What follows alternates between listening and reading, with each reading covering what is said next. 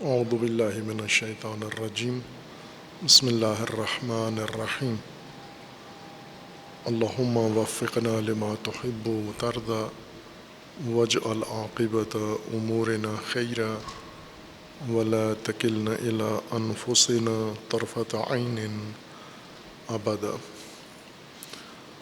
رب ادخلنی مدخل صدق واخرجنی مخرج صدق واجعل لی من لدنک سلطانا نصیرا۔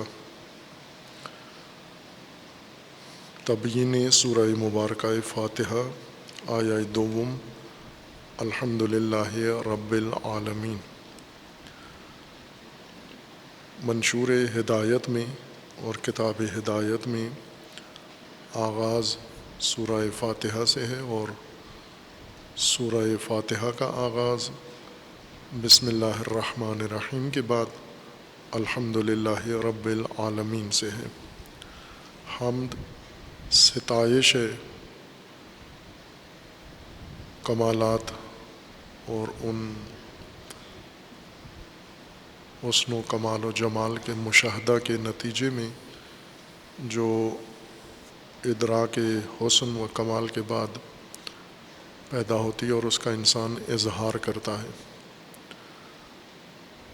اس آیہ شریفہ میں مقصود یہ ہے کہ انسان اظہار کرتا ہے کہ تمام حمد اللہ کے لیے ہے، بطور حامد درک کرتا ہے کمالات کو اور پھر ان پر حمد خدا بجا لاتا ہے۔ اور خصوصاً اس آیہ شریفہ میں حمد کا موجب انسان کے لیے ربوبیت اللہ تعالیٰ ہے، الحمد للہ رب العالمین۔ انسان کو اللہ تعالیٰ نے صلاحیت ادراک، عرفان و معرفت عطا کی ہے، اور اس صلاحیت کے نتیجے میں اس کائنات میں اللہ تعالیٰ کی ربوبیت کا سب سے زیادہ مشاہدہ کرتا ہے، اور اللہ تعالیٰ کے افعال میں سے بھی اور اللہ تعالیٰ کی صفات میں سب سے نمایاں واضح ربوبیت ہے اللہ تعالیٰ کی۔ باقی صفات بھی اللہ تعالیٰ کی موجود ہیں، کائنات میں نظر آتی ہیں، ان کے مظاہر، ان کی علامتیں بھی نظر آتی ہیں، لیکن کثرت سے جس صفت کا انسان مشاہدہ کرتا ہے وہ اللہ تعالیٰ کی ربوبیت ہے۔ انسان اپنے اندر بھی اور اپنے وجود سے باہر آفاق میں، موجودات میں، زمین و آسمان میں، صبح و شام اور ہر لحظہ اور ہر لمحہ موجودات کی خلقت کا مشاہدہ کرتا ہے، اور موجودات کی پرورش کا مشاہدہ کرتا ہے، ان کی رشد کا مشاہدہ کرتا ہے، ان میں تبدیلی کا مشاہدہ کرتا ہے، ان کی نشو و نما دیکھتا ہے، اور ان کے اندر مختلف قسم کے تحولات دیکھتا ہے۔ جیسے وہ چیز جو ہر جاہل انسان بھی دیکھتا ہے، جس کے لیے کسی علم و فقہ و فقاہت کی ضرورت نہیں ہے، فقط حواس کافی ہیں ان حقائق کو مشاہدہ کرنے کے لیے کہ ہم ایک تو دن رات بدلتے ہوئے دیکھتے ہیں، موسم بدلتے ہوئے دیکھتے ہیں، اور ان مختلف موسموں میں مختلف اشیاء کو اگتا دیکھتے ہیں، اور ان اشیاء کے اگنے میں مؤثر عوامل کو دیکھتے ہیں۔ یہ ہر انسان سمجھتا ہے۔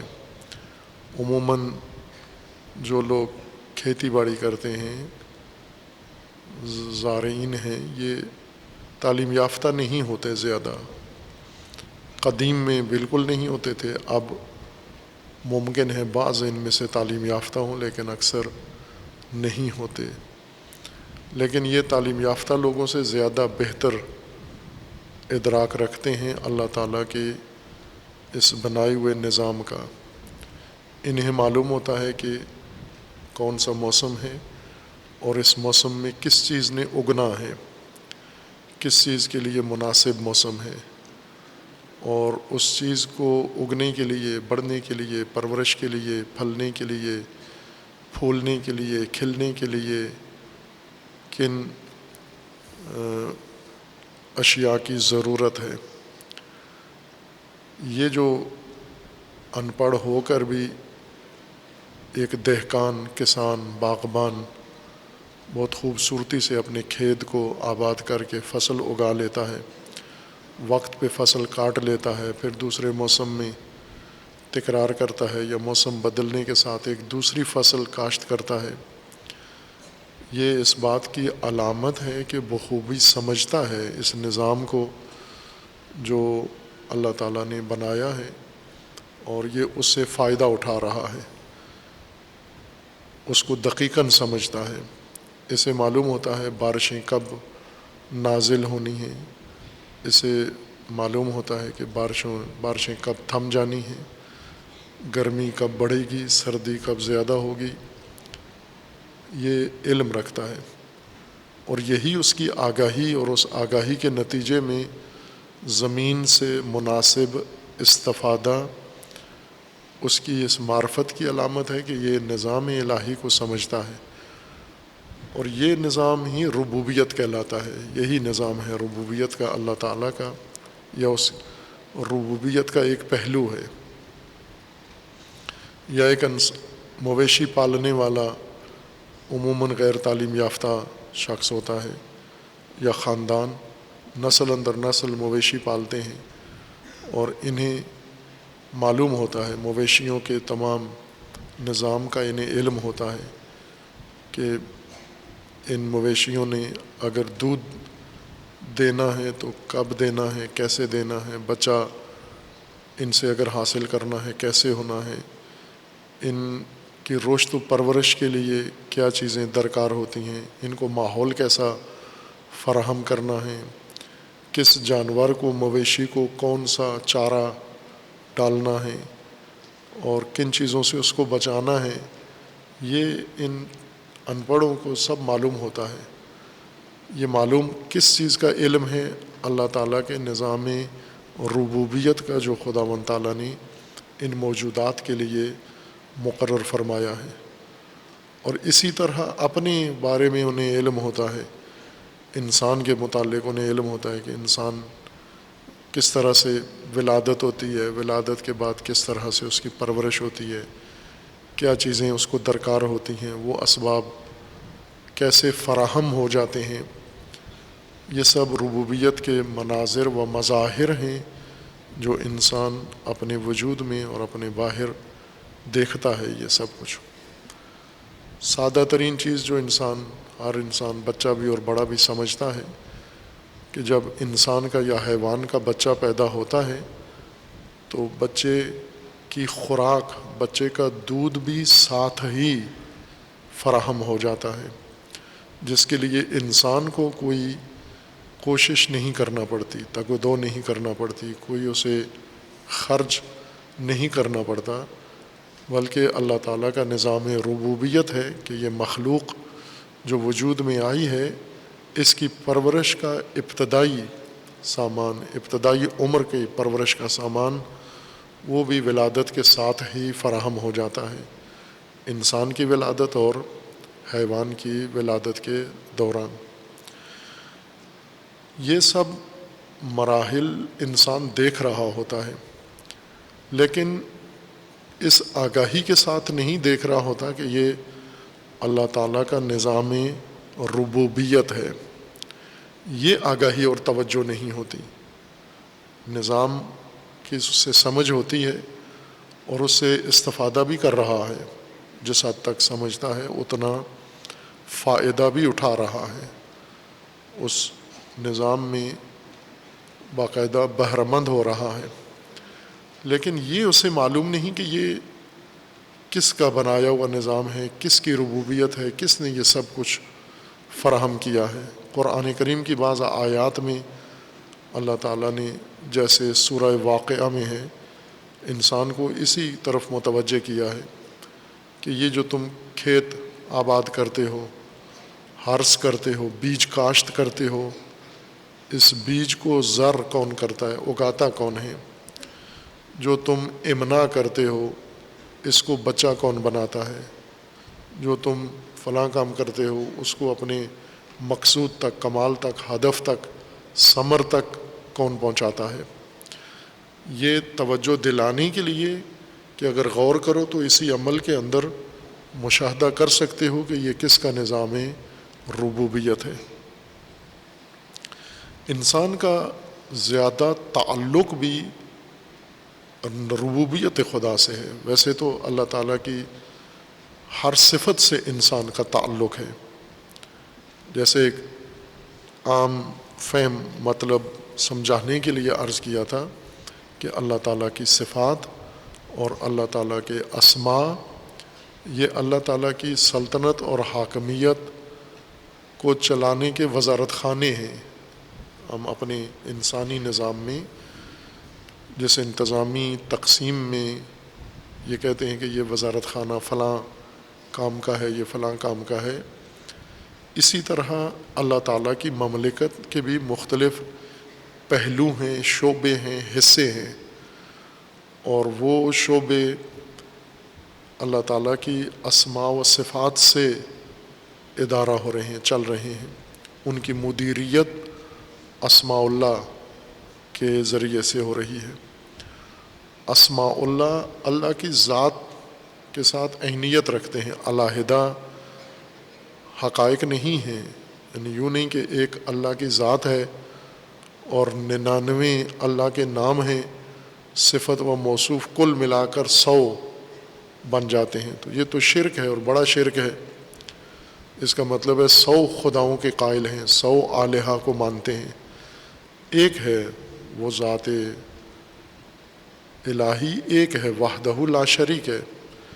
یہ 100 حقائق اس ذات سے ہٹ کر نہیں ہیں، بلکہ یہ اسی ایک ذات کے 100 پہلو ہیں یا 100 عمل ہیں جو سرزاد ہوتے ہیں، اور ان کے لیے اللہ تعالیٰ نے یہ اسماء مقرر فرمائی ہیں۔ خالقیت ایک شعبہ ہے، ایک وزارت خانہ ہے، سمجھ لیں انسانی نظام کے تشبیہ کے ساتھ ایک وزارت خانہ ہے، اور اس میں خالق یعنی اللہ کی ذات، اس میں خالق سے مراد اللہ کی ذات بحیثیت خالق، بطور خالق یہاں پر فعل اللہ کی ذات سے سرزاد ہوتا ہے، خلقت کا فعل، اور اللہ کی ذات بحیثیت مالک، اللہ کی ذات بحیثیت رب۔ یہ تمام اسماء کائنات کے ایجاد میں، کائنات کی تدبیر میں، کائنات کے نظام میں اور نظم میں مؤثر ہیں۔ ان میں سب سے جو زیادہ وسیع شعبہ ہے، جس کے اندر زیادہ کشائش ہے، گسترش ہے، وسعت ہے، پھیلاؤ ہے، اور جس کا روزانہ عمل زیادہ ہے، وہ ربوبیت ہے۔ انسانی نظام حکومت میں ہم اس کو یوں مشاہدہ کر سکتے ہیں کہ مثلاً ایک مملکت کے اندر رہنے والے افراد، باشندے، شہری حکومت کے اندر بنائے ہوئے وزارت خانوں سے ان کو سروکار پڑتا ہے، سب وزارت خانوں سے، لیکن بعض وزارت خانے ایسے ہیں جن سے کثرت سے پڑتا ہے، روزانہ اس کو ان کے ساتھ اس کا تعلق ہوتا ہے۔ جیسے وزارت خزانہ ہے، وزارت خزانہ نے مملکت کے لیے معیشت کی حکمت عملی بنانی ہے، پالیسی بنانی ہے، معیشت کے اسباب بنانے ہیں، معیشت کے لیے اسباب فراہم کرنے ہیں، قوانین بنانے ہیں، یعنی روزانہ کھانے پینے کی چیزیں اسی وزارت خانے نے انسان کے لیے فراہم کرنی ہے، اس مملکت کے رہنے والوں کے لیے فراہم کرنی ہے۔ خرچ مخارج جتنے مملکت کے لیے چاہیے وہ سب انہوں نے وصول کرنے ہیں۔ تو اس سے روز تعلق پڑتا ہے۔ باقی وزارت خانوں سے کبھی کبھار تعلق پڑتا ہے انسان کا، لیکن اس سے روزانہ انسان کا تعلق پڑتا ہے۔ خداوند تبارک و تعالیٰ کی ربوبیت سے انسان کو باقی اسماء و صفات سے زیادہ پالا پڑتا ہے۔ خلقت کے بعد، وجود میں آنے کے بعد جو اسم اور جو صفت اللہ کی انسان اور انسان کے علاوہ دیگر موجودات کی اوپر حاکمیت رکھتی ہے، وہ اسم رب اور اسم ربوبیت ہے۔ چونکہ انسان مربوب ہے، متربی ہے، اس نے ارتقاء کرنا ہے، تکامل کرنا ہے، یہ صلاحیت کے طور پر پیدا ہوتا ہے، قابلیت کے طور پر پیدا ہوتا ہے، بیج کے طور پر پیدا ہوتا ہے، اور اس نے اب پرورش پانی ہے، کمال تک پہنچنا ہے۔ ہر آن محتاج ہے، یہ ہر لحظہ محتاج ہے سامان پرورش کا، اور اسی سامان پرورش کا تقاضا انسان کے اندر طبعی طور پر موجود ہے۔ کچھ تقاضے ایسے ہیں جو شعوری ہیں، کچھ ایسے ہیں جو غیر شعوری تقاضے ہیں۔ دونوں انسان کے اندر ایجاد ہوتے ہیں، اور ان دونوں تقاضوں کے مطابق انسان ضرورت کے وسائل حاصل کرتا ہے اور ان کو کام ملاتا ہے۔ مثلاً اس کو خلقت کے بعد بقا کے لیے، رشد کے لیے، تکامل کے لیے سانس کی ضرورت ہے، ہوا کی ضرورت ہے، آکسیجن کی ضرورت ہے، اور یہ انسان کی ایسی ضرورت نہیں ہے کہ ایک دفعہ دے دی جائے پھر موت تک وہ اس کے اندر رہے گی اور اسے فائدہ اٹھاتا رہے گا، بلکہ یہ ایسی ضرورت ہے جو ہر لحظے میں چاہیے انسان کو، اور اس کا تقاضا انسان کے اندر رکھ دیا گیا ہے کہ انسان تقاضا کرے گا، ضرورت مند تقاضا کرے گا تو اس کو یہ چیز مل جائے گی۔ یہ تقاضا انسان کے شعور سے مربوط نہیں کیا گیا، انسان کی فطرت میں، وجود میں، ذات میں رکھ دیا گیا ہے، غیر شعوری انداز سے رکھ دیا گیا ہے۔ چونکہ شعوری کام انسان شعور پیدا ہو تو کرتا ہے، شعور بیدار ہو تو کرتا ہے، شعور میں وسعت ہو تو کرتا ہے، شعور میں آئے تو کرتا ہے۔ اس لیے جو شعوری کام ہیں وہ انسان نہایت ضروری ہوں، سانس لینے سے بھی زیادہ، آکسیجن سے بھی زیادہ ضروری، لیکن چونکہ وہ تقاضا شعور نے بنانا ہے انسان کے اندر، اور شعور تک پہنچتا دیر سے ہے انسان، بلکہ ممکن ہے اپنی زندگی میں سرے سے اپنے اندر شعور پیدا ہی نہ کرے، یا پیدا کر کے اس کو مار دے، اس کو کسی آفت کا شکار بنا کر اس کو نابود کر دے اپنے وجود میں، لہٰذا یہ تقاضا نہیں کرتا۔ علم انسان کے لیے تقاضا ہے، انسان کی رشد کے لیے علم ضرورت ہے، جیسے انسان کی مادی بقا کے لیے سانس و آکسیجن، ہوا انسان کے لیے ضروری ہے،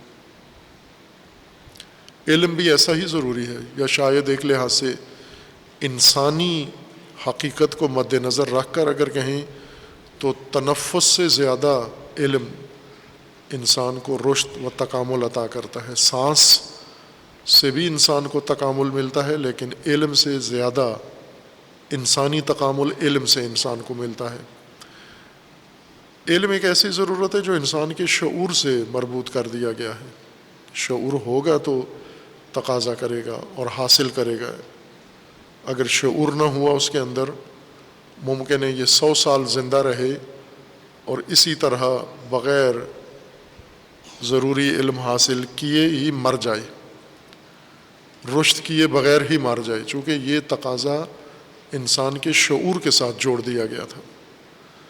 جو بہت بنیادی ضرورتیں ہیں جن کے اوپر بقا ہے، دار و مدار ہے، ان کو شعوری نہیں بنایا گیا، غیر شعوری طور پر انسان کے اندر تقاضے ہیں۔ انسان جب سانس لیتا ہے تھوڑی دیر کے بعد سانس اگر دوبارہ بحال نہ کرے، تکرار نہ کرے، دم گھٹتا ہے انسان کا۔ یہ گھٹن، دم گھٹنا تقاضا ہے کہ چاہیے، ہوا چاہیے، سانس چاہیے اس کو۔ شعوری طور پر اگر ہوتا تو علم کی طرح یہ بالکل ضروری ہی نہ سمجھتا کہ مجھے سانس لینے کی ضرورت نہیں ہے، دم نہ گھٹتا انسان کا، احساس پیدا ہوتا، پھر اس کے بعد سانس لیتا۔ اسی طرح جو اور بنیادی تقاضے ہیں انسان کے طبعی رشد کے لیے، یہ انسان کے لیے غیر شعوری طور پر مقرر کر دیے گئے، یعنی غریزی ہیں، ودیت ہیں، انسان کی طبیعت میں، انسان کی جبلت میں رکھ دیے گئے ہیں یہ تقاضے۔ اور کچھ ایسے تقاضے ہیں جو انسان کے رشد کے لیے ہیں، جو شعور سے مربوط کر دیے گئے ہیں۔ اور یہ تمام ضرورت، یعنی تربیت کی ساری ضرورت اور رشد و تکامل کی ضرورت انسان کی پوری عمر پر تقسیم کر دی گئی ہے۔ تکامل تدریجی ہے، مثلاً ایک انسان اگر 60 سال عمر گزارتا ہے تو 60 سال میں یوں نہیں کہ 10 سال تکامل کرے گا، باقی 50 سال اس کمال سے لطف اندوز ہوگا۔ جیسے ہم ایک پودا لگاتے ہیں، بہت دیر سے بھی رشد کرنے والا پودا وہ چند سال میں اپنے کمال تک پہنچ جاتا ہے۔ جیسے آم کا پودا ہے، یہ چند سال لگتے ہیں اس کو اپنے تکامل تک پہنچتے ہوئے، پھر یہ پھل دینا شروع کر دیتا ہے۔ کچھ چیزیں ایسی ہیں جو چند ہفتوں میں پھل دینا شروع کر دیتی ہیں، اگ بھی جاتی ہیں، کمال تک پہنچ جاتی ہیں۔ جیسے بیلیں ہیں، ان کو ہفتے چاہیے ہوتے ہیں، مہینے بھی نہیں چاہیے، چند ہفتوں میں رشد کر کے تکامل کر کے پھل دینا شروع کر دیتی ہیں، یا بعضوں کو چند مہینے چاہیے ہوتے ہیں۔ گندم کو چند مہینے چاہیے بیج سے لے کر پکنے تک، اور دوبارہ گندم کی فصل تیار ہونے تک چند ماہ چاہیے، لیکن بعضوں کو چند سال چاہیے۔ یہ چند سال اپنے کمال کی حد اعلیٰ تک پہنچ جاتے ہیں، پھر اس کے بعد ثمرات دینا شروع کر دیتے ہیں۔ لیکن انسان کے لیے ایک ایسا زمانہ مقرر نہیں ہے کہ اتنے سال میں کمال تک پہنچ جائے گا اور باقی ماندہ عمر اور سال اس کمال سے فائدہ اٹھائے گا، مستفید ہوگا، بلکہ جتنی عمر انسان کے لیے مقرر کی گئی ہے یہ سب اسی تدریجی تکامل کے لیے ہے، تربیت کے لیے ہے، پرورش کے لیے ہے، رشد کے لیے ہے، نشو و نما کے لیے ہے۔ 60 سال ہیں تو 60 سال کا ہر دن اور ہر گھڑی، ہر لحظہ انسان کے لیے رشد کے لیے ہے۔ رشد کا عمل رکے گا کہاں؟ موت پر جا کر رکتا ہے، بڑھاپے میں یا جوانی میں نہیں رکتا، یا کوئی تعلیمی منزل طے کرنے کے بعد نہیں رکتا کہ جہاں پر تعلیمی سند اس کو مل گئی ہے، امتحان پاس کر لیا ہے، اب نشو و نما و تربیت رک گئی ہے اس کی، اب یہ اپنے تجربے سے فائدہ اٹھائے اور دوسروں کو فائدہ دے۔ یہ منزل انسان میں نہیں آتی جب تک ہے موجود زمین پر اور مادی زندگی اس کو عطا ہوئی ہے۔ یہ سب رشد کے لیے ہے، یہ سب تکامل کے لیے ہے۔ اس پورے دورانیے میں انسان کو مختلف جہات سے رشد کرنی ہے، اور مختلف جہات کی رشد و نمو کے لیے اس کو وسائل کی ضرورت ہے اور نظام کی ضرورت ہے۔ ربوبیت صرف وسائل کا نام نہیں ہے، ربوبیت ایک پرورشی نظام کا نام ہے۔ ایک طرف سے پرورشی نظام کا معنی یہ ہے کہ ایک طرف سے جو چیز محتاج پرورش ہے، جیسے انسان کا وجود قابل پرورش ہونا، یہ پرورشی نظام کا ایک اہم پہلو یہ ہے کہ انسان کو قابل پرورش بنایا جائے، رشد کے قابل، تربیت کے قابل بنایا جائے۔ دوسرا، اس کے پرورش کے ضروری وسائل مقرر کرنا اور وہ بھی تمام پہلوؤں سے تناسب کے ساتھ رشد۔ انسان جب پرورش پاتا ہے بہت تفصیل ہے، حتیٰ انسان کے جسم کی پرورش میں بہت تفصیل ہے۔ ایک ہی آن میں ایک دن میں ایک بچہ پرورش پا رہا ہے، اور ایک بچہ پرورش نہیں پا رہا، اس بچے کے اندر ایک ہی وقت میں ہزاروں، لاکھوں اور ملینز پہلو پرورش پا رہے ہیں، نہ ایک چیز پرورش پا رہی ہے۔ بہت سادہ اور موٹی تقسیم کے تحت اگر ہم شمار کریں انسان کے پہلوؤں کو، بہت سادہ چند انگشت شمار پہلو اگر انسان کے گننا چاہیں ہم، آپ کی جو کھانا آپ کھاتے ہیں، اس کھانے میں آپ کی جسم کی مختلف ضرورتیں موجود ہوتی ہیں، جنہیں آج علوم نے اصطلاحات کے ذریعے الگ الگ بیان کر دیا ہے کہ کیا کیا چیزیں انسان کو درکار ہوتی ہیں۔ جیسے مختلف قسم کے وٹامنز انسان کو چاہیے، علم نے ان ضرورتوں کے نام رکھ دیے ہیں، علمی نام، اور انہیں ایک دوسرے سے الگ کر کے بیان کر دیا ہے۔ انسان کو مختلف قسم کی خوراکیں، ضرورتیں چاہیے ہوتی ہیں، پروٹین انسان کو چاہیے۔ اسی طرح انسان کو اندر بدن کے اندر انسان کی ہڈی نے رشد کرنی ہے، ہڈی کے لیے علیحدہ غذا کی ضرورت ہے، گوشت کی پرورش کے لیے علیحدہ غذا کی ضرورت ہے، پٹھوں کی پرورش کے لیے الگ غذا کی ضرورت ہے، جلد کی پرورش کے لیے الگ غذا کی ضرورت ہے، بالوں کی پرورش کے لیے الگ غذا کی ضرورت ہے، دانت کی پرورش کے لیے الگ غذا کی ضرورت ہے۔ آنکھوں کے اندر آنکھ کو بہت ہی نفیس غذا چاہیے، آنکھ کو وہ چیزیں نہیں چاہیے جو باقی جسمانی حصے کو چاہیے، آنکھ کو ایک بہت مخصوص طرز کی غذائیت کی ضرورت ہے، جس سے آنکھ کا جو رشد ہے، تکامل ہے، وہ ڈھانچہ وہ تشکیل بھی پائے، پرورش بھی پائے اور باقی بھی رہے۔ یہ ساری چیزیں اس ایک لقمے کے اندر، نظام ربوبی یہ ہے کہ ساری حقیقتیں، یہ ساری غذائیں جسم کی جو ہزاروں پہلوؤں پر مشتمل ہیں، وہ سب اس لقمے کے اندر رکھ دی گئی ہیں۔ اس کے اندر فائبر جتنی غذائیت ہے وہ رکھ دی گئی ہے، اس کے اندر کیلشیم غذائیت جتنی ہے وہ رکھ دی گئی ہے، اس کے اندر آہن جتنی غذائیت انسان کے جسم کو چاہیے وہ اسی غذا کے اندر رب نے رکھ دی ہے۔ یعنی رب کے کتنے کام ہیں؟ ایک یہ جو انسان کے لیے غذا رب نے پیدا کی ہے زمین کے اندر، اس زمین کے اگانے میں انسان کی ضرورت مد نظر ہے۔ گندم کا جب پودا بنتا ہے، فصل اگتی ہے گندم کی، اس گندم کی دانے کے اندر یہ اتنی طرز کی اور اتنی نوع کی غذائیت ضروری ہے اس کے اندر رکھنا۔ یہ ربوبیت یہ ہے کہ پرورش کا محتاج انسان ہے، ایک انسان نہیں ہے بلکہ نوع انسان، نسل انسان۔ نسل انسان کب سے کب تک؟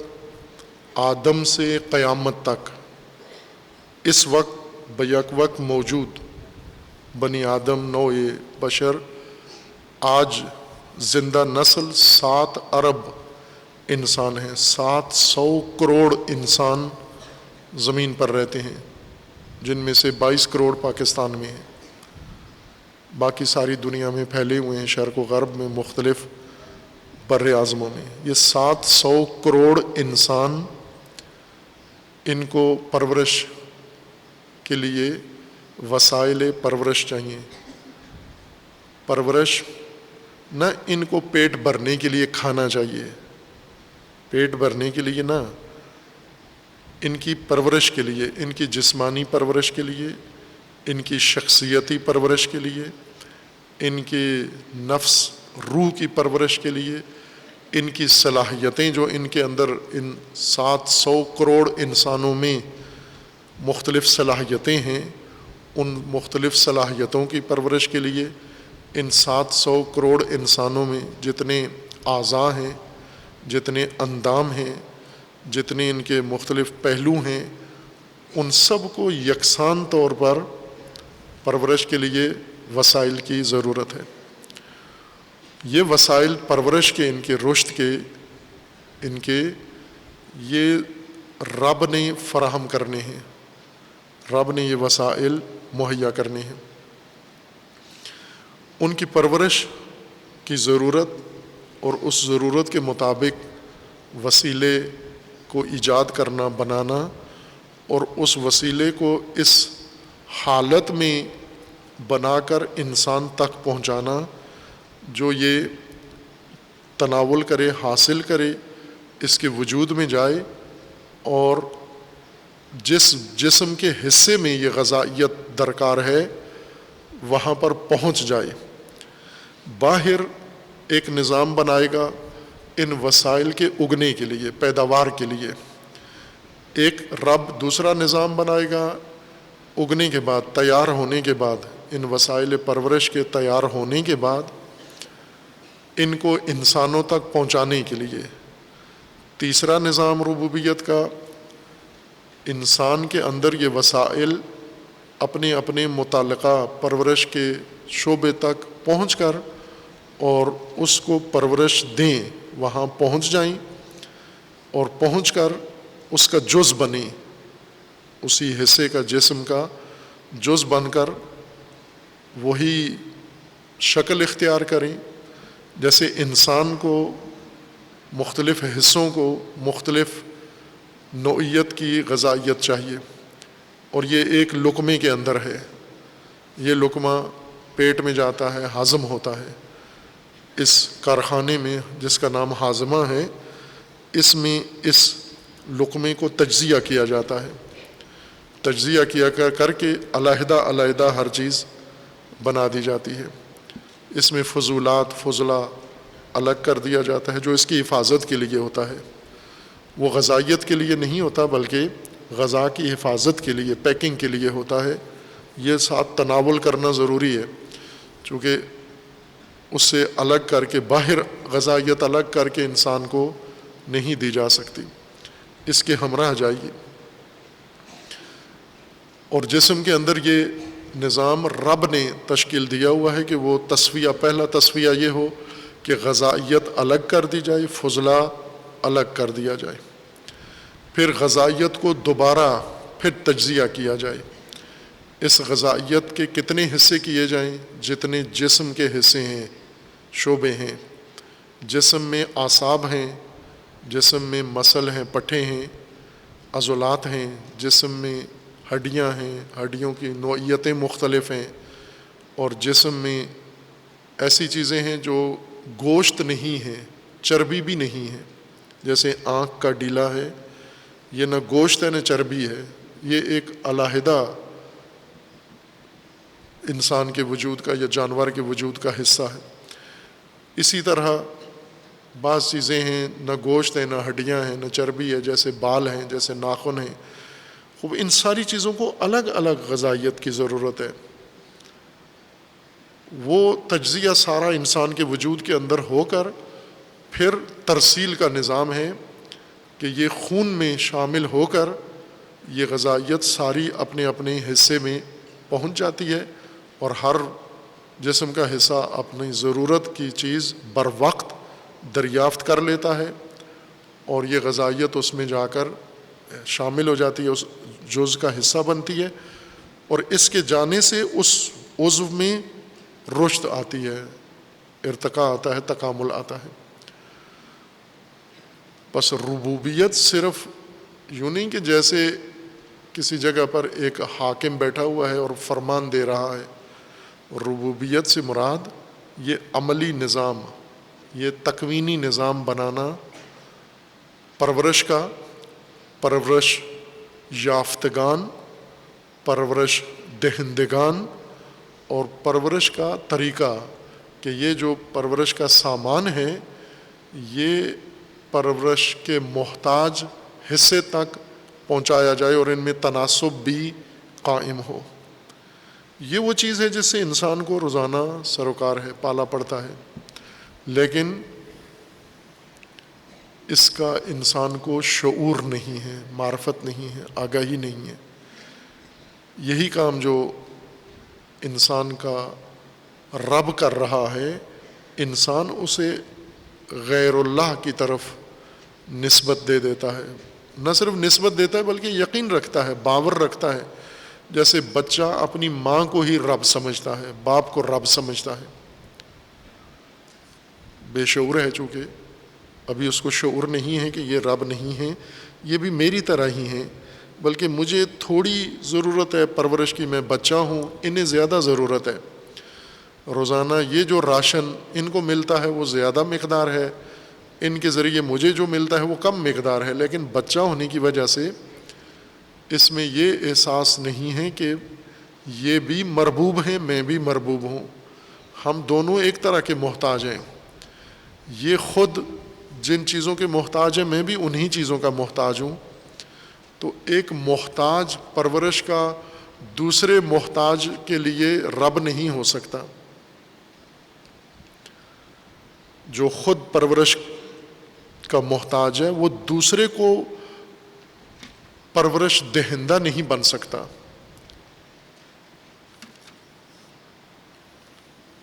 افمن یہدی الی الحق، کیا وہ شخص زیادہ سزاوار ہے ہدایت کا، حق کی طرف ہدایت کرنے والا جو حق پر ہے، ہدایت یافتہ ہے؟ ام من لا یہدی الا ان یہدا، یا وہ شخص جو جب تک خود ہدایت نہ پالے کسی اور کو ہدایت دے نہیں سکتا۔ یعنی مہتدی اور ہادی یہ دونوں برابر ہیں، ایک ہدایت دینے والا ہے، ایک ہدایت کا محتاج ہے۔ یہ محتاج ہدایت کیسے ہادی بن سکتا ہے تمہارا؟ یہ مربوب خود رب کیسے بن سکتا ہے؟ جو خود سانس چاہیے جس کو، یہ کیسے آپ کو تنفس دے سکتا ہے؟ جس کو خود رزق چاہیے وہ کیسے آپ کو رزق دے سکتا ہے؟ جو خود پرورش مانگ رہا ہے، چاہیے اس کو، یہ دوسروں کے لیے نہ اسباب پرورش فراہم کر سکتا ہے، نہ نظام پرورش کو سمجھتا ہے، نہ پرورش یافتگان اور پرورش کے جو ضرورت مند ہیں ان کی ضرورتوں کا ادراک کر سکتا ہے۔ یہ چونکہ یہ تو خود محتاج پرورش ہے۔ یہ پرورش کون دے سکتا ہے؟ جو خود پروردہ نہ ہو، پروردہ نہ ہو، محتاج پرورش نہ ہو، ضرورت مند نہ ہو پرورش کا، وہ پروردگار بن سکتا ہے، پرورش دہندہ بن سکتا ہے۔ اور جو خود نہ پرورش لیتا ہو وہ رب ہو سکتا ہے۔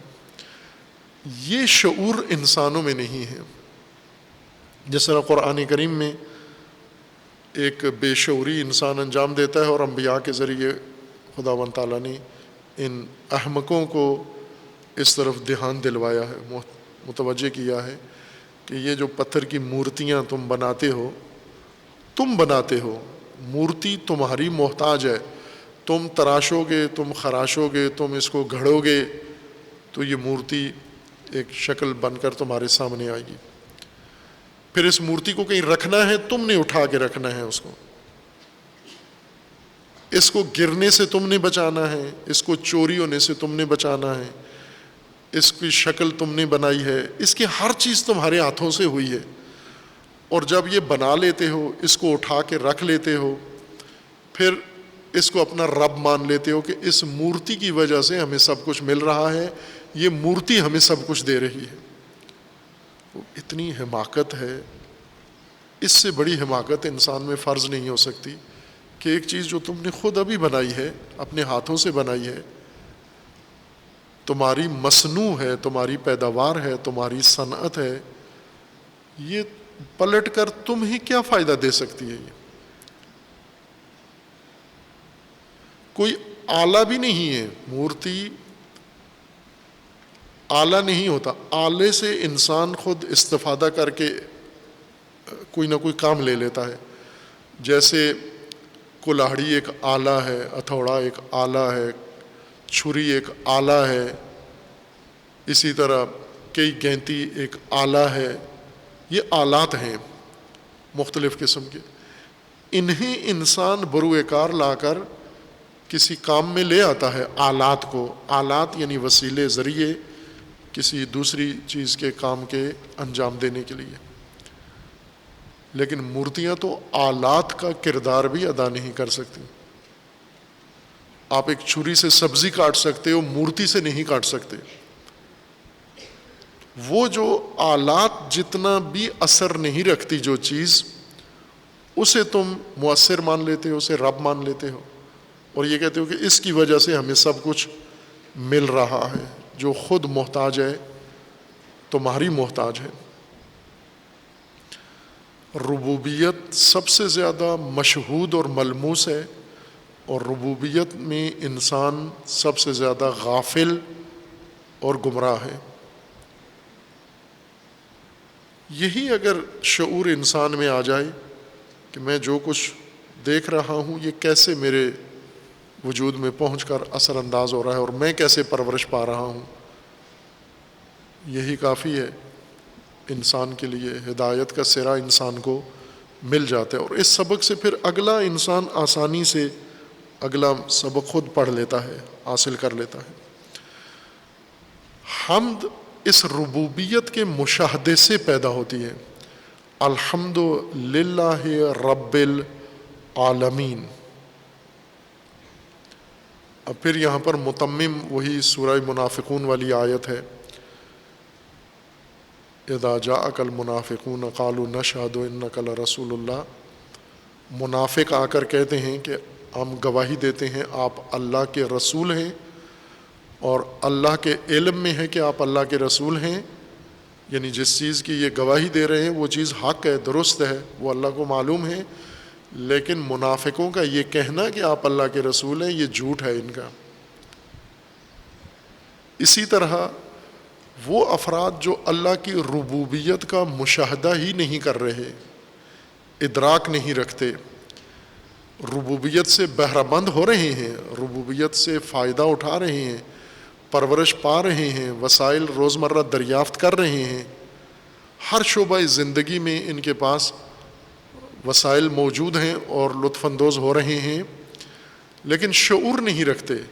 انہی چیزوں کو نسبت دیتے ہیں مختلف بعض افراد سے، بعض طاغوتوں کی طرف نسبت دیتے ہیں، بعض اپنی کوشش و کاوش کی طرف نسبت دیتے ہیں، اپنی ذہانت کی طرف نسبت دیتے ہیں، بعض اپنے ماں باپ کی طرف نسبت دیتے ہیں، بعض اپنے دوستوں کی طرف نسبت دیتے ہیں، بعض حکمرانوں کی طرف منسوب کرتے ہیں، بعض مانوی چیزوں کی طرف منسوب کرتے ہیں، پیروں کی طرف منسوب کرتے ہیں، اور بعض ایسے مقدس ہستیوں کی طرف منسوب کرتے ہیں کہ یہ سب کچھ ہمیں ان سے مل رہا ہے،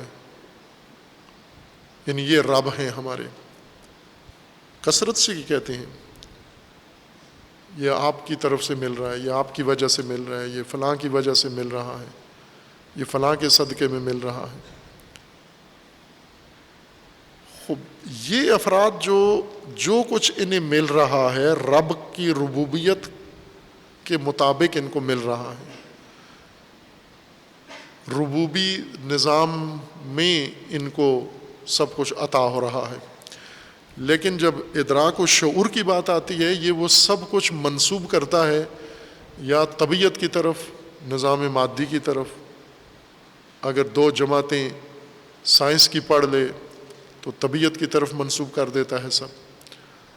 اگر کسی مسلک فرقے سے ہو تو یہ سب کچھ اپنے مسلک کے کسی بزرگ مانوی روحانی ہستی کی طرف منسوب کر دیتا ہے، یا کسی مورتی کی طرف، یا کسی قبر کی طرف، یا کسی شخص کی طرف، یا کسی حاکم کی طرف.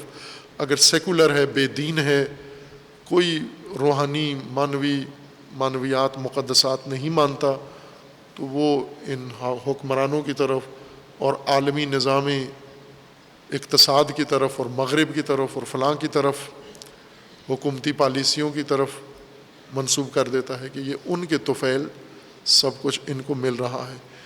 یہ لوگ جب زبان سے کہتے ہیں الحمدللہ رب العالمین، تو اللہ تعالیٰ کا جواب یہ آتا ہے کہ اللہ کے علم میں ہے کہ حمد ساری اللہ کی ہے اور اللہ رب العالمین ہے، لیکن یہ جھوٹ بول رہے ہیں، یہ جھوٹ بول رہے ہیں۔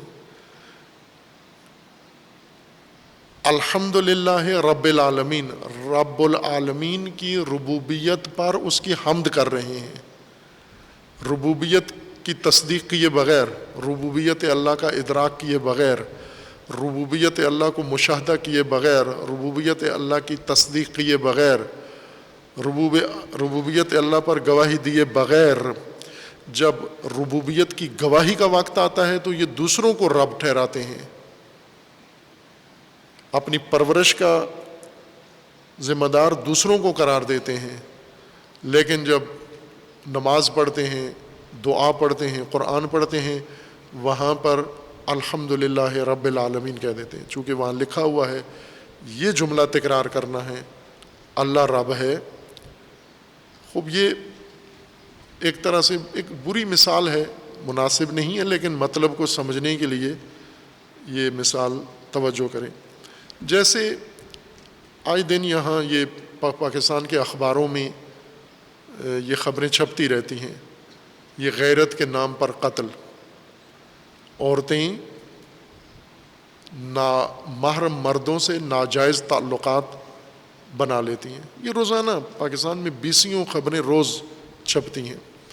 شادی شدہ عورت ہے، اس کا شوہر موجود ہے، گھر میں موجود ہے یا ملک سے باہر موجود ہے، اور وہ اپنے ہی خاندان یا پڑوس میں کسی نامحرم سے ناجائز تعلق قائم کر لیتی ہے۔ جب شناختی کارڈ بنانے جاتی ہے تو اس سے پوچھتے ہیں شوہر کا نام، تو وہ جس کے ساتھ نکاح ہوا تھا فارم میں جس کا نام لکھا اس کا نام لے لیتی ہے، لیکن زوجیت کے حقوق کی جب بات آتی ہے تو نامحرم کے ساتھ جا بیٹھتی ہے۔ یہ کتنی بدکار ہے یہ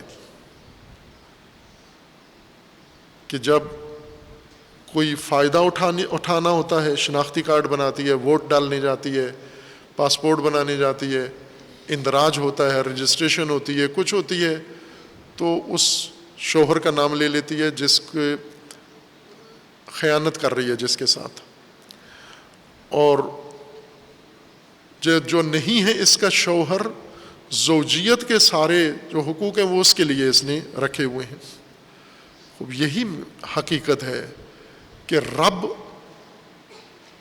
کی جو گواہی ہے، رب کی جب موقع آتا ہے آپ کو یہ بتانے کا کہ رب کون ہے میرا، وہاں تو آپ ماں باپ کو رب سمجھتے ہو، اپنے کمپنی مالکوں کو رب سمجھتے ہو، حکمرانوں کو رب سمجھتے ہو، پیروں کو رب سمجھتے ہو، بزرگوں کو رب سمجھتے ہو، مذہبی شخصیات کو رب سمجھتے ہو، یا سیکولر ہو تو مشرق و مغرب کے معیشتی نظام کو رب سمجھتے ہو، موسم کو رب سمجھتے ہو۔ اگر پڑھے لکھے ہوئے ہو تو یہ جو 2 لفظ کتابوں میں پڑھ لیتے ہو، اس کے بعد آ کے طبیعت کو، نیچر کو رب سمجھتے ہو اپنا، لیکن جب رمضان آ جاتا ہے مسجد میں آتے ہو تو الحمدللہ رب العالمین کہتے ہو۔ خوب یہ جس کی ربوبیت پر حمد کر رہے ہو، کب اس کی ربوبیت کے قائل ہوئے ہو؟ تم کب تصدیق کی ہے اس کی ربوبیت کی، جو کہہ رہے ہو کہ حمد ہے رب کے لیے؟ کیوں؟ ربوبیت پر اس کی، چونکہ ربوبیت بہت ہی عظیم مطلب ہے کہ ربوبیت کو انسان اگر درک کر کے کھول لے تو دائماً سجدے میں رہے خداوند تبارک و تعالیٰ کی بارگاہ میں، کہ کس طرح خدا میری پرورش کر رہا ہے اور کس طرح دوسروں کی پرورش کر رہا ہے۔ یہ بارہا بیان کیا ہے کہ یہ چیزیں جو ہم کھا لیتے ہیں جانور کی طرح، چارے کے طور پر، سبزیاں سامنے آئیں کھا لیتے ہیں، فروٹ سامنے آئے کھا لیتے ہیں، غذائیں سامنے آئیں فوراً بھینس کی طرح چرنا شروع ہو جاتے ہیں. ذرا ان کی بناوٹ دیکھو، ان کی ترکیب دیکھو، ان کی غذائیت دیکھو. کسی ایک چیز کو لے لو آپ، کیلا، یہ کیلا جب کھاتے ہو، اس کی غذائیت، اس کی بناوٹ، اس کی حفاظت، یہ کہاں اگا ہے؟ زمین سے، مٹی سے ایک پودا اگا، اس پودے کے اوپر ایک خوشہ نکلا، اس میں یہ کیلا نکلا. اس کے اندر یہ مٹھاس کہاں سے آئی؟ اسی گوبر اور مٹی سے، پانی سے. یہ کیا دستگاہ ہے خداوند تبارک و تعالیٰ نے لگائی ہے کہ ایک پودا زمین سے اگتا ہے اور پھر اس کے اوپر پھل لگتا ہے، اتنا لذیذ، اتنا گوارا، اتنا خوش مزہ، اور اس طرح اس کی پیکنگ کی گئی ہے، اس طرح اس کے اندر ترکیب رکھی گئی ہے.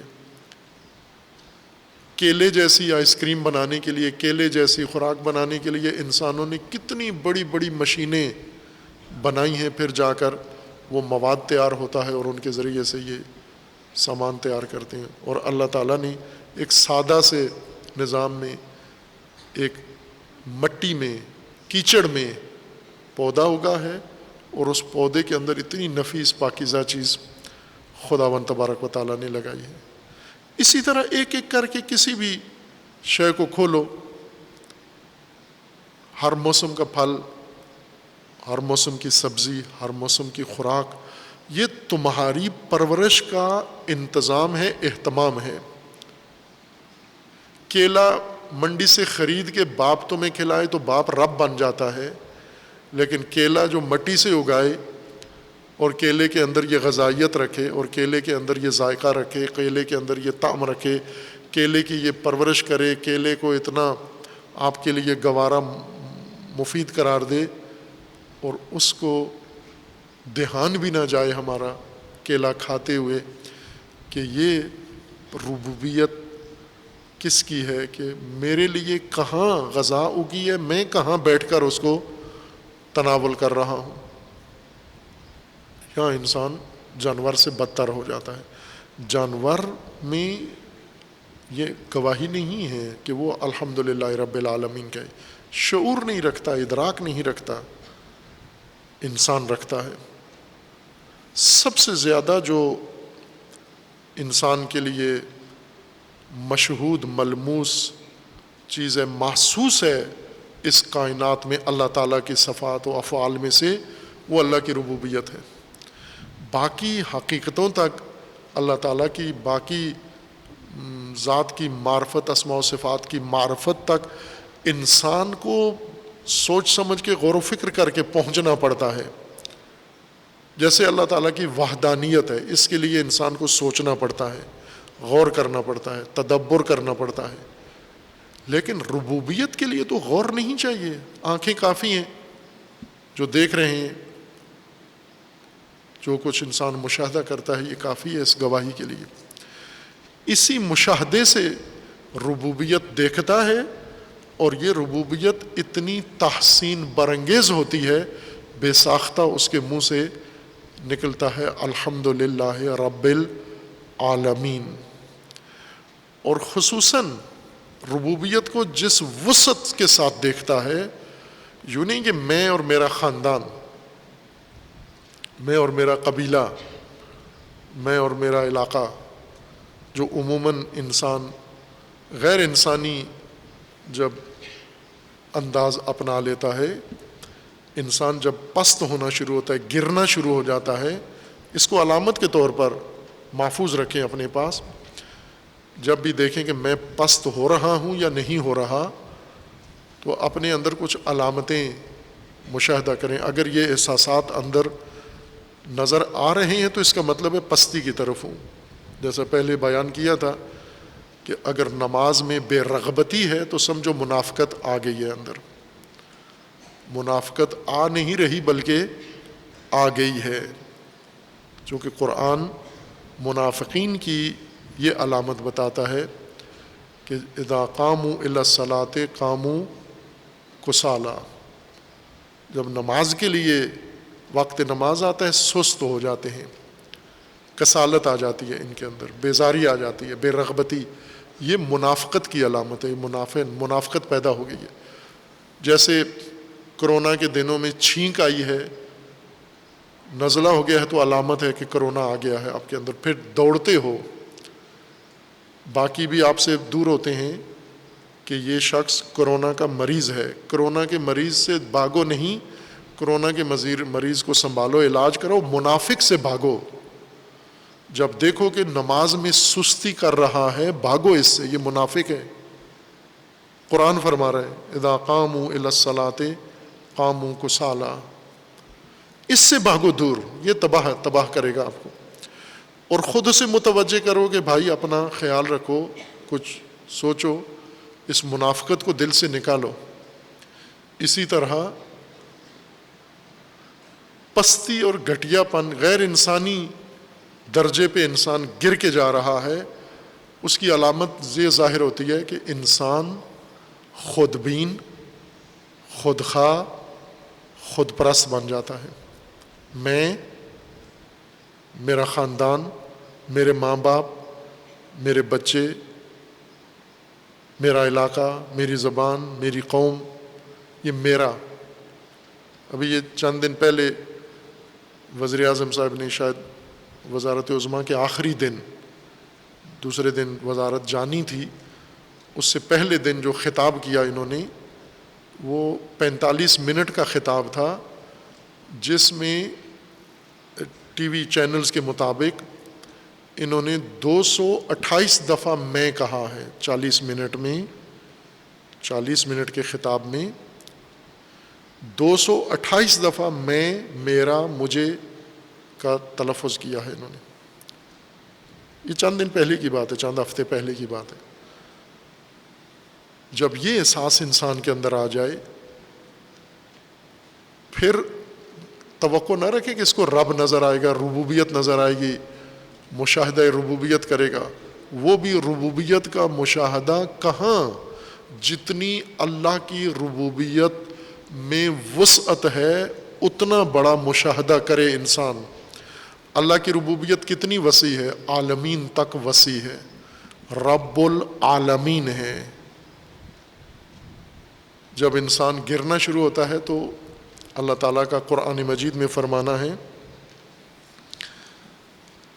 کہ خداوند تبارک و تعالیٰ جن لوگوں کو ہدایت کرنا چاہتا ہے، یرید اللہ ان یہدیہ یشرح صدرہ للاسلام.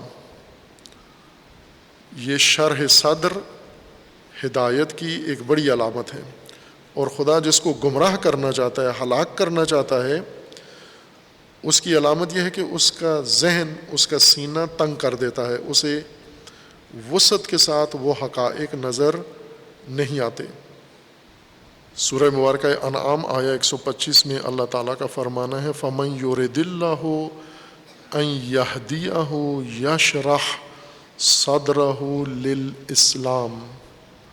اللہ جب ارادہ کرتا ہے کسی کو ہدایت کرنے کا، تو اللہ کا ارادہ کہاں سے پتہ چل جاتا ہے کہ اس کو خدا نے ہدایت کرنی ہے، اللہ کا ارادہ بن گیا ہے. اس شخص کا سینہ شرح صدر آ جاتی ہے، وسعت نظر آ جاتی ہے، وسعت قلبی اس میں آ جاتی ہے، تنگ نظری ختم ہو جاتی ہے، تنگ ذہنی ختم ہو جاتی ہے، تنگ فکری ختم ہو جاتی ہے، تنگ دلی ختم ہو جاتی ہے، وسعت نظر اس کے اندر آ جاتی ہے. یہ وسعت نظر علامت ہے ہدایت کی. اور تنگ نظری، آگے آیت جاری ہے وَمَن يُرِدْ أَن يُضِلَّهُ، اور خدا ارادہ کر لے کسی انسان کو گمراہ کرنے کا، کہ یہ گمراہ ہو اور جاہل ہو اور جاہل مرے، ہدایت سے دور رہے، یجعل صدرہ ضیقا حرجا، اس کا سینہ خداوند تنگ کر دیتا ہے، اس کا ذہن، دماغ، اس کی سوچ، اس کی فکر بالکل تنگ ہو جاتی ہے، تنگ دل ہو جاتا ہے، تنگ نظر ہو جاتا ہے، تنگ ظرف ہو جاتا ہے، گھٹیا انسان بن جاتا ہے. کأنما یصعد فی السماء، اس طرح سے ہوتا ہے کہ گویا یہ آسمان میں، یعنی اتنا تنگ دل خدا اس کو جکڑ دیتا ہے کہ وہ یہ سمجھتا ہے کہ گویا میں پرواز، میری روح پرواز کر رہی ہے. جیسے انسان گھٹن میں ہوتا ہے نا، تو ایسے لگتا ہے کہ اب روح نکلنے والی ہے، جان نکلنے والی ہے، جان لیوا کیفیت اس کے اندر بن جاتی ہے. تنگ دل انسان ایسا ہی ہوتا ہے، ہمیشہ اس کیفیت میں ہوتا ہے، جان لیوا کیفیت میں. کذالک یجعل اللہ الرجس علی الذین لا یؤمنون. یہ رجس ہے. خدا جب کسی کو رجس میں مبتلا کرتا ہے، تنگ نظر، تنگ دل، تنگ فہم، تنگ دل بنا دیتا ہے. شرح صدر، وسعت دید، وسعت فہم، وسعت نظر، یہ ہدایت کی علامت ہے. خب ایک گمراہی یہ ہے کہ انسان اپنی ذات میں اللہ کی ربوبیت نہیں دیکھ رہا. جو اللہ کی ربوبیت ہے یہ سب منسوب کر رہا ہے دوسروں سے، ماں باپ کو اور باقی موجودات کو. کتنے لوگ کہتے ہیں کہ یہ تو فلاں کی وجہ سے یہ مجھے مثلا صحت خراب تھی ٹھیک ہو گئی ہے، فلاں بابے کی وجہ سے، فلاں کی پھونک کی وجہ سے، فلاں ڈاکٹر کی وجہ سے. یعنی جو بھی پرورش کا منظر اپنے اندر اپنے خاندان میں مشاہدہ کرتے ہیں وہ منسوب کرتے ہیں غیر اللہ کی طرف. یہ اللہ کے علاوہ سب نے یہ مل کے بچہ دیا ہے. تنہا جس کا نام نہیں لیتے وہ اللہ ہے کہ اس اولاد کے دینے میں اللہ بھی مؤثر ہے. بچہ بیمار ہو گیا، ٹھیک ہو گیا، کیسے ٹھیک ہوا؟ یہ ڈاکٹر نے ٹھیک کیا، فلاں نے ٹھیک کیا، فلاں نے ٹھیک کیا. ایک تو یہ ہے کہ اپنی ذات میں اللہ کی ربوبیت کو نہیں دیکھتے. دوم، اگر اپنی ذات میں نظر بھی آ جائے تو بھی الحمدللہ رب العالمین کے قابل نہیں ہوا، چونکہ وہ ربوبیت جو انسان کو بے ساختہ حمد کرواتی ہے وہ عالمین میں اللہ کی ربوبیت ہے. الحمدللہ رب العالمین، تو عالمین میں رب دیکھا ہے، ربوبیت دیکھی ہے، اور بے ساختہ پھر زبان سے نکلا ہے الحمدللہ رب العالمین. یہ شرح صدر، یہ شرح فکر، یہ شرح ذہن، یہ شرح فہم اور شرح درک انسان کو اس حمد کے قابل بناتی ہے. اور اگر یہ نہ ہو، عالمین میں ربوبیت نہیں دیکھی اور کہہ دیا الحمدللہ رب العالمین، چونکہ لکھا ہوا تھا کاغذ پہ، سب پڑھ رہے تھے، میں نے بھی پڑھ دیا الحمدللہ رب العالمین. قرآن کا فرمانا ہے کہ اللہ کے علم میں ہے کہ اللہ رب ہے عالمین کا، لیکن یہ جھوٹ بول رہے ہیں. انہوں نے تو مانا ہی نہیں ہے اللہ کو رب العالمین، انہوں نے گواہی نہیں دی اللہ کے عالمین کی، عالمینی ربوبیت کی. انہوں نے نظام ربوبیت دیکھا ہی نہیں ہے. انہوں نے ربوبیت خدا کی ہر چیز غیر اللہ کے کھاتے میں درج کی ہے، اور غیر اللہ کے شکر گزار ہیں، غیر اللہ کے حامد ہیں، غیر اللہ کے مداح ہیں. یہ جھوٹ بولتے ہیں. واللہ یشہد ان المنافقین لکاذبون، اللہ گواہی دیتا ہے کہ منافق جھوٹ بولتے ہیں. اور یہ اتنا بڑا اعزاز انسان سے دور ہو جاتا ہے. الحمدللہ رب العالمین یہ خبر نہیں ہے. بعض محقق علماء نے اس طرف رہنمائی کی ہے ہماری کہ یہ سورہ فاتحہ میں جو الحمدللہ رب العالمین ہے، یہ ہر چند شکلاً ادبی قاعدے کے مطابق جملہ خبریہ ہے، لیکن یہ خبر نہیں ہے، انشاء ہے. یعنی انسان حمد اللہ کے لیے قرار دے رہا ہے، نہ کہ حمد اللہ کے لیے ہے اور انسان خبر دے رہا ہے. انسان حمد اللہ کے لیے مختص قرار دے رہا ہے.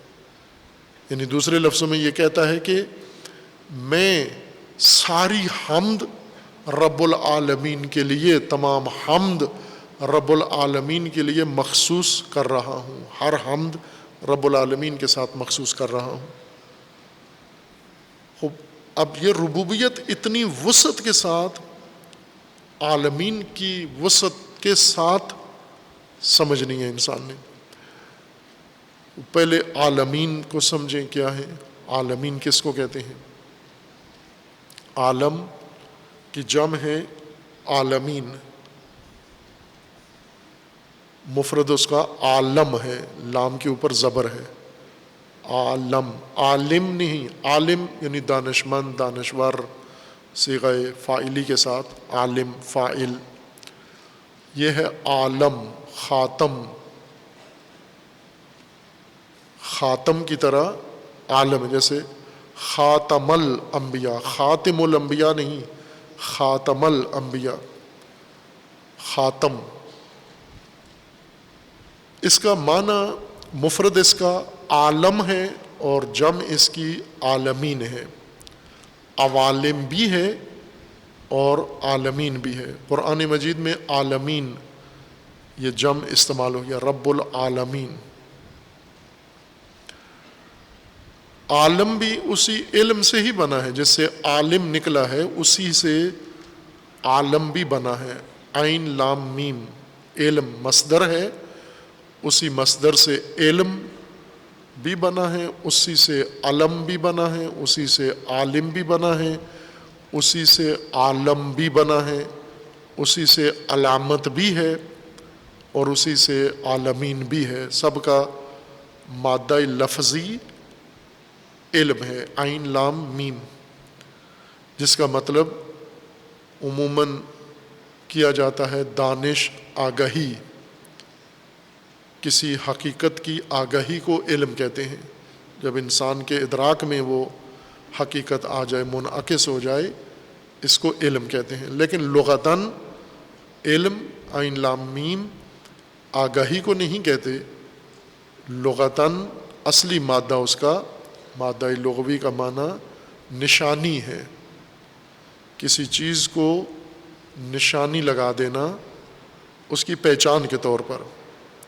ایک جیسی چیزیں، مخلوط چیزیں، ایک رنگ کی چیزیں، عموماً انسان ان کو اگر نشانیاں نہ لگی ہوئی ہوں تو غلطی کر بیٹھتا ہے ان کی تشخیص میں، ان کی پہچان میں۔ جیسے جنگل میں درخت ہوں، ایک جیسے درخت ہیں سارے، آپ نے کسی درخت کے نیچے کوئی چیز رکھی تھی اور جب بعد میں ڈھونڈنے گئے تو سب درخت ایک جیسے انسان کو، یا ریت کے ذرے ہیں صحرا میں، یا صحرائی زمین ہے، ایک جیسی زمین ہے ہر طرف۔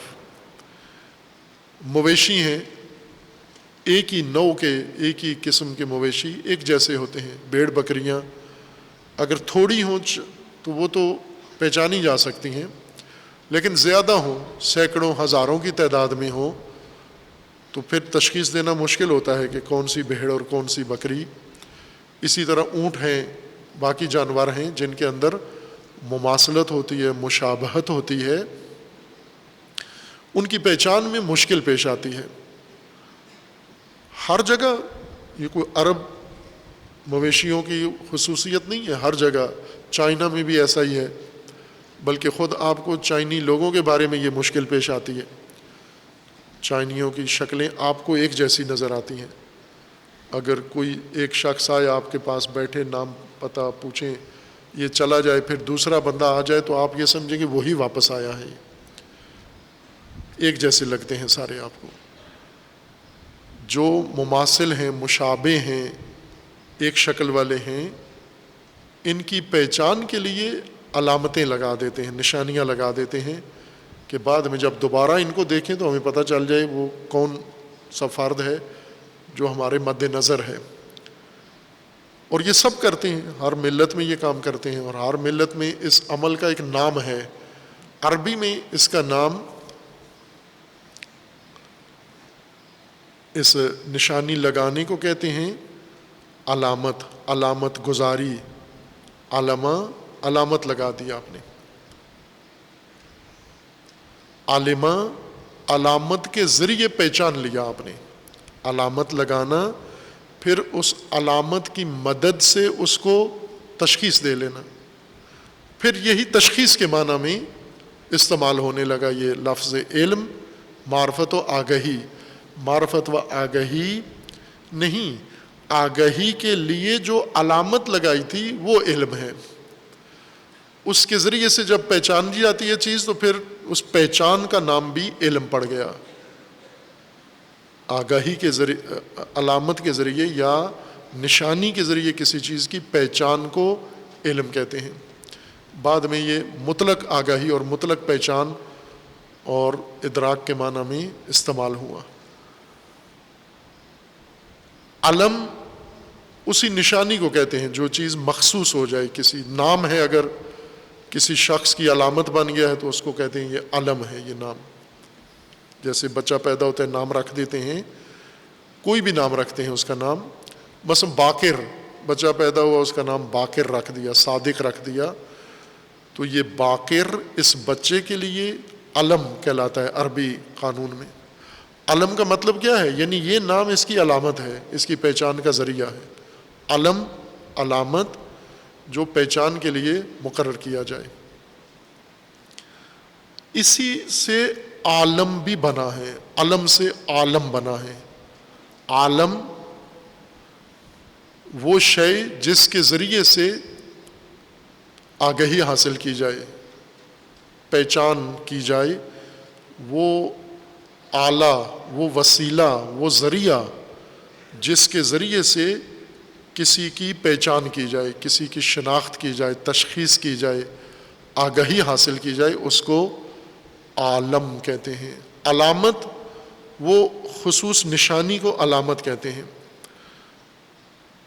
عالم فاعل کے وزن پر، یہ وزن آتا ہی آلات کے لیے ہے زیادہ تر، اس لیے جتنے بھی قالب، خاتم، اس کے ہم وزن جتنے الفاظ ہیں ان سب کا مطلب آلات کا ہے، یعنی آلۂ تقلیب، آلۂ خاتم، آلۂ پہچان و آلۂ وسیلہ۔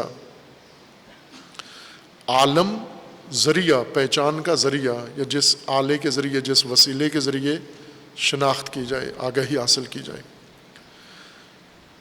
کائنات کے تمام موجودات اس قانون اور ضابطے کے مطابق عالم کہلاتے ہیں۔ ان سب کو اسی وجہ سے عالم کہا جاتا ہے، چونکہ یہ نشانی ہے، علامت ہے، ذریعہ ہے پہچان کا۔ کس کی پہچان کا؟ اپنے خالق اور اپنے مالک کی پہچان کا ذریعہ ہے۔ ابھی جہاں لوگوں کی وسیع زمینیں ہوتی ہیں تو اپنی زمینوں کے لیے علامتیں لگا دیتے ہیں، پتھر لگا دیتے ہیں، بتیاں بنا دیتے ہیں سیمنٹ کے، یا گارڈر لکڑی کے ٹھونک دیتے ہیں سیمنٹ کے، تو یہ علامت ہوتی ہے کہ یہ فلاں کی جائیداد ہے، فلاں کا رقبہ ہے۔ ان علامتوں کو یا ان اشیاء کو، نشانیوں کو عالم کہتے ہیں، چونکہ یہ ذریعہ ہیں فلاں کی جائیداد کی پہچان کا۔ اللہ تعالیٰ نے تمام کائنات کو خلق کیا ہے، اور یہ تمام کائنات اللہ تعالیٰ کی پہچان، اللہ کی شناخت، اللہ کی معرفت کا ذریعہ ہیں۔ یہ اس وجہ سے یہ سب موجودات عالم کہلاتے ہیں۔ عالم اسم جنس ہے، خود جمع ہے اس کا معنی۔ عالم ایک کو نہیں کہتے، عالم بہت سارے موجودات، کثیر موجودات جو نشانی ہو کسی کی پہچان کے لیے، ان کو عالم کہا جاتا ہے۔ اور عالمین جمع الجم ہے، اس صیغہ جمع کی جمع ہے۔ عالمین بہت سارے عوالم اور بہت سارے کثیر ایسے مجموعے جو نشانی ہیں، وہ علامت ہیں اللہ تعالیٰ کی پہچان کے۔ اب اس میں ایک ادیبوں نے بھی ایک بیچ میں اپنا اظہار وجود کیا ہے کہ عالمین سے مراد ذوی العقول ہیں، لیکن قرآن مجید میں ایسے نہیں ہے، جیسا بعض محققین نے، بزرگان نے ذکر کیا ہے کہ مختص نہیں ہیں عالمین ذوی العقول کے لیے، یعنی انسانوں کے لیے یا جنات کے لیے، بلکہ اس میں وسعت ہے، عمومیت رکھتا ہے۔ جو کچھ اللہ تعالیٰ نے کائنات میں خلق کیا ہے، ایجاد کیا ہے، وہ سب عالم ہے، وہ عالمین، اور وہ سب تحت ربوبیت خدا ہے۔ اور اس وسعت عالمین میں وسعت ربوبیت خداوند تبارک و تعالیٰ ہے۔ انسان مومن یہ معرفت پیدا کرتا ہے عالمین کی، اور عالمین میں اللہ کی ربوبیت کی، نظام ربوبیت کی۔ اور عالمین و ربوبیت عالمین جب دیکھتا ہے تو بے ساختہ تحسین کرتا ہے، الحمدللہ رب العالمین۔ عالمین کے متعلق کچھ اور بات بھی لازمی ہے، وہ انشاءاللہ بعد میں ہوگی۔ صلی اللہ علی محمد وآلہ الطیبین الطاہرین۔